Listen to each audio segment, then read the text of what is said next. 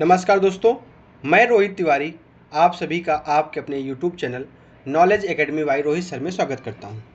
उम्मीद करता हूं आप सभी स्वस्थ होंगे और अच्छे होंगे। आप देख रहे होंगे कि आप लिखा विगत वर्षों में पूछे गए हिंदी के कुछ महत्वपूर्ण प्रश्न जो हमारे YouTube चैनल पर लगातार 7 से 8 क्लास हिंदी की पढ़ चुकी हैं। ठीक है, तो लगभग एक क्लास 20 से 15 20 25 जो भी क्वेश्चन मिलते हैं जो आपको दिए जाते हैं, लगभग वो प्रश्न सभी होते हैं जो आपके पेपर में आए हुए होते हैं। और कोशिश ये की जाती है कि जो आगे आने वाले पेपर हैं, क्योंकि जो प्रीवियस ईयर में पूछे गए हैं उससे संबंधित प्रश्न ही पूछे जाते हैं आपके पेपर में, तो इसलिए उन्हीं को आपके सामने लेके आया गया है। आप इनको जैसे हमने पढ़ाते जा रहे हैं। पहला क्वेश्चन हमने बताया, तो आप क्या करिए कि 20 क्वेश्चन जैसे मान लीजिए हैं तो 20 नंबर लिख लीजिए। आप पहले क्वेश्चन का आंसर खुद से लगाएं, उसके बाद में देखें आपका आंसर कौन सा सही है। पता करें कि 20 में से आपके कितने नंबर सही हो रहे हैं।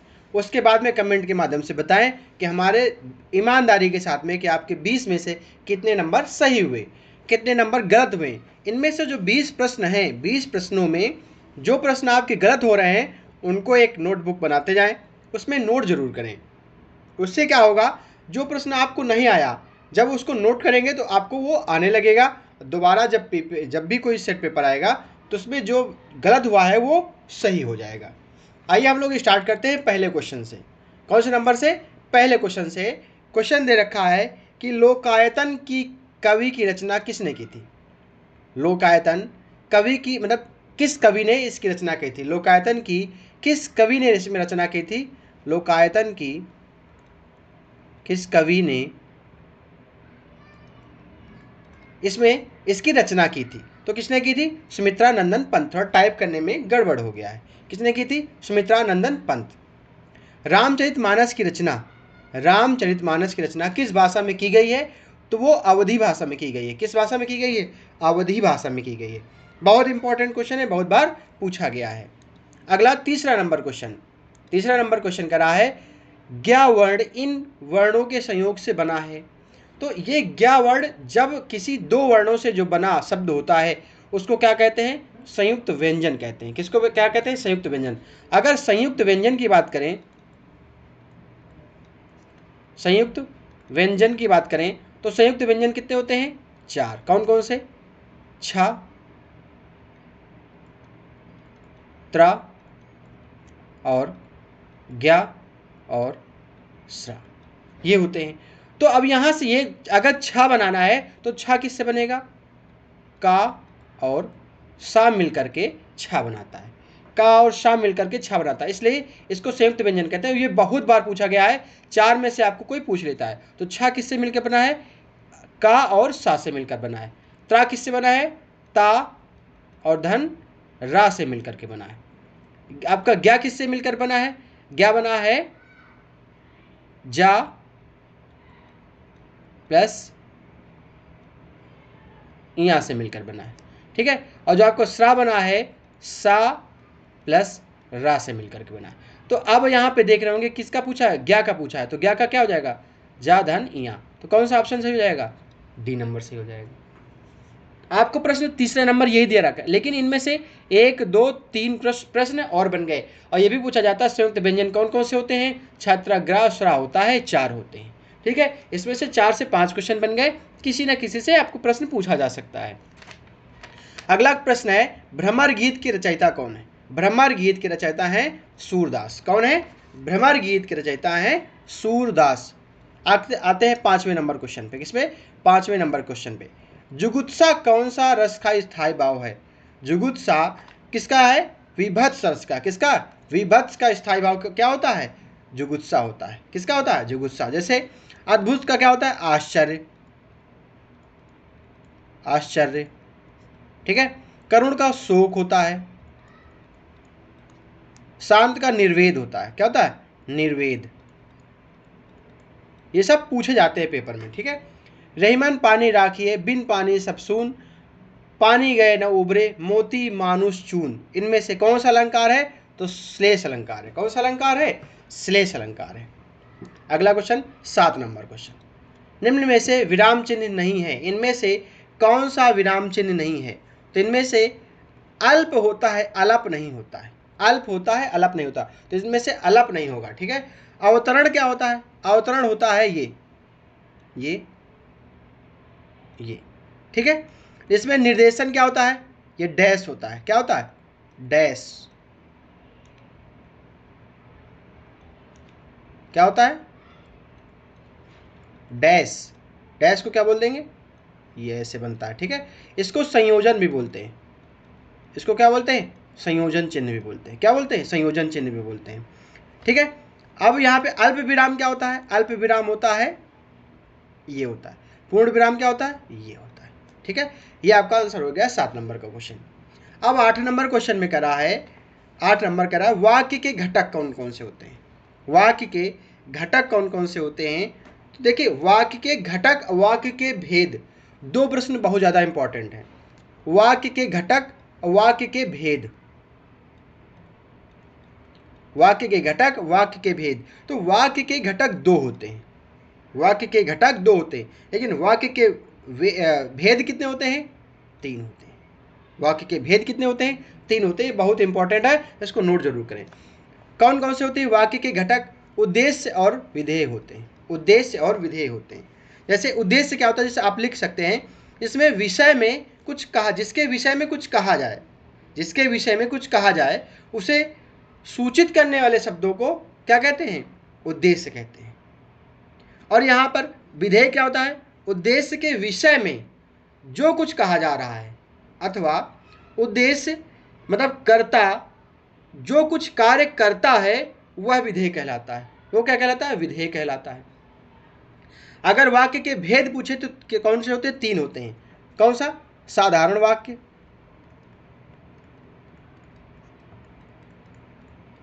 दूसरा संयुक्त वाक्य, तीसरा मिश्रित वाक्य। बहुत ज्यादा इंपॉर्टेंट है, सब पेपर में आपके पूछे जाते हैं, इसलिए इनको नोट भी करना है। ठीक है। 9 नंबर क्वेश्चन, 9 नंबर क्वेश्चन कह रहा है कि इनमें से जो छा है वो किसके अंतर्गत आता है? तो संयुक्त वर्ण के अंतर्गत आता है। किसके अंतर्गत आता है? संयुक्त वर्ण के अंतर्गत आता है। हिंदी की आदि जननी किसको बोलते हैं? हिंदी की आदि जननी होती है संस्कृत। क्या होती है? हिंदी की आदि जननी संस्कृत। अगला क्वेश्चन 11 नंबर, वर्तमान हिंदी का प्रचलित रूप, वर्तमान हिंदी का प्रचलित रूप क्या है? वो है खड़ी बोली। क्या है? खड़ी बोली। इनमें से भाववाचक संज्ञा कौन सी है? तो इनमें से भाववाचक संज्ञा क्या हो जाएगी? लंबाई। लंबाई कौन सी हो जाएगी? भाववाचक संज्ञा हो जाएगी। अगला 13 नंबर क्वेश्चन, इनमें से कौन सी जातिवाचक संज्ञा है? इनमें से कौन सी जातिवाचक संज्ञा से भाववाचक संज्ञा बनाया गया है? ठीक है।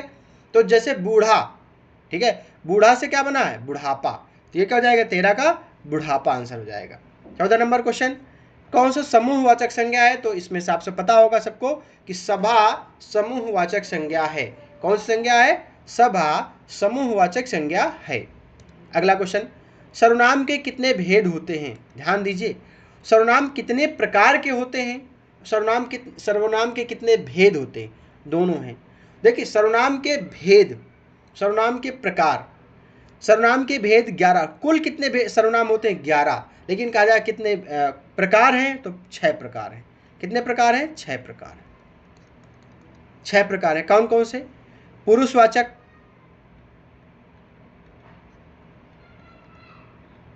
पुरुषवाचक सर्वनाम, इसमें से उत्तम पुरुष, मध्यम पुरुष और अन्य पुरुष। ठीक है, पहला हो गया।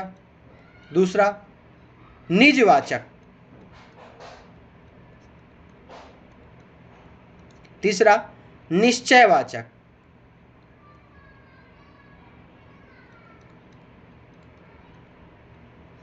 चौथा अनिश्चयवाचक,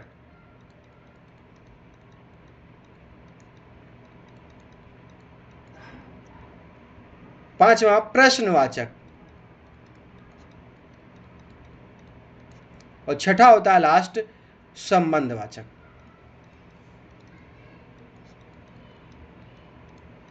याद कर लें। ठीक है। इनमें से लिंग के भेद कौन से हैं? तो स्त्रीलिंग, पुल्लिंग, उभयलिंग। ठीक है, इनमें से कौन सा हो जाएगा? सभी हो जाएंगे। उभयलिंग में जैसे डॉक्टर, मैनेजर, डॉक्टर, मैनेजर, प्रधानमंत्री आदि किस में आते हैं? उभयलिंग में आते हैं। ठीक है, अगला क्वेश्चन 17 नंबर क्वेश्चन, प्रयोग के आधार पर क्रिया विशेषण के कितने भेद होते हैं? बहुत ज्यादा इंपॉर्टेंट है। देखिए बहुत सारे इसमें क्वेश्चन बनते हैं, लेकिन जो हम बताने जा रहे हैं वो प्रश्न आपके पूछे जाते हैं पेपर में, हम वही बताएंगे जो आपके पेपर में पूछे गए, बाकी सब याद करने की जरूरत नहीं है, ना ही आपको लिखने की जरूरत है। ये बहुत इंपॉर्टेंट क्वेश्चन है 17 नंबर क्वेश्चन। चैनल को सब्सक्राइब करना प्लीज ना भूला करें। 17 नंबर क्वेश्चन, प्रयोग के आधार पर क्रिया विशेषण के कितने भेद हैं? प्रयोग के आधार पर 3 हैं। कौन से हैं? 3 है। कितने हैं? 3 है। ठीक है, अब क्रिया विशेषण कौन से? पहला होता है प्रयोग के आधार पर, दूसरा होता है अर्थ के आधार पर,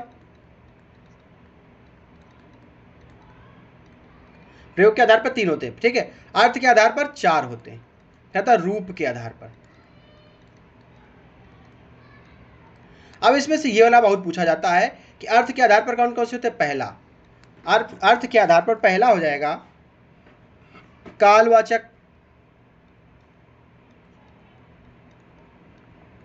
कालवाचक क्रिया विशेषण, जैसे मैं अभी आ रहा हूं, मैं अभी आ रहा हूं। ठीक है, दूसरा स्थानवाचक,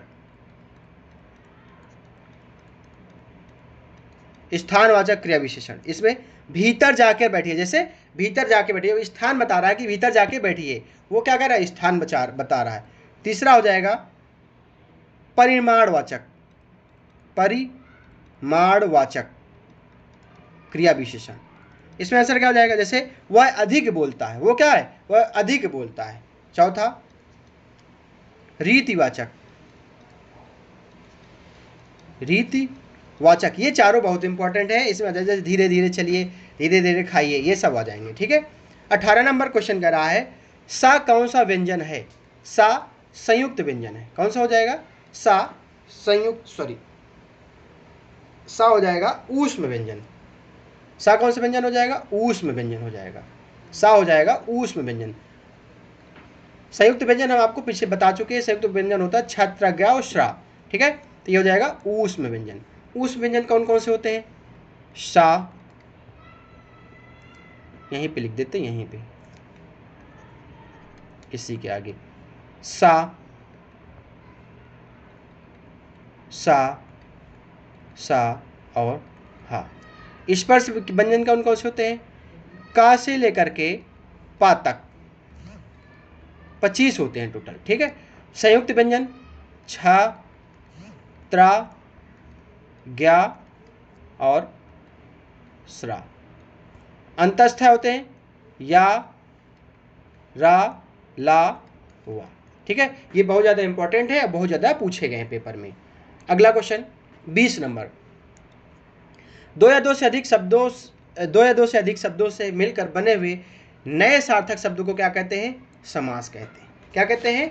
समास कहते हैं। ठीक है, अब इसमें से एक प्रश्न बहुत पूछा जाता है, देखिए आपको समास आते होंगे, मानते हैं समास आते होंगे, आपसे प्रश्न पूछ लेता है कि किस समास में पूर्व पद प्रधान होता है, किस समास में दोनों पद प्रधान होते हैं, किस समास में उत्तर पद प्रधान होता है, किस समास में दोनों पद अप्रधान होते हैं। सभी अलग अलग हो जाएंगे और सभी का आंसर अलग अलग हो जाएंगे। तो ये प्रश्न आपसे ज्यादा पूछा जाता है, जब समास ना पूछेगा तो ये पूछ लेगा, तो आपके लिए वो चीजें कठिन हो जाएंगी। चलिए लिख लेते हैं, इसमें हम बता देते हैं आपको कौन कौन से। जैसे पहला अव्ययी भाव समास, अव्ययी भाव, अव्ययी भाव में होता है पूर्व पद प्रधान होता है।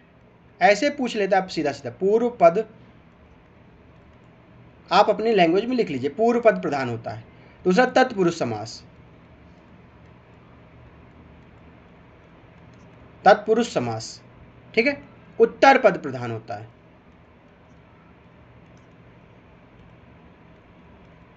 तत्पुरुष का कर्मधारय है समास।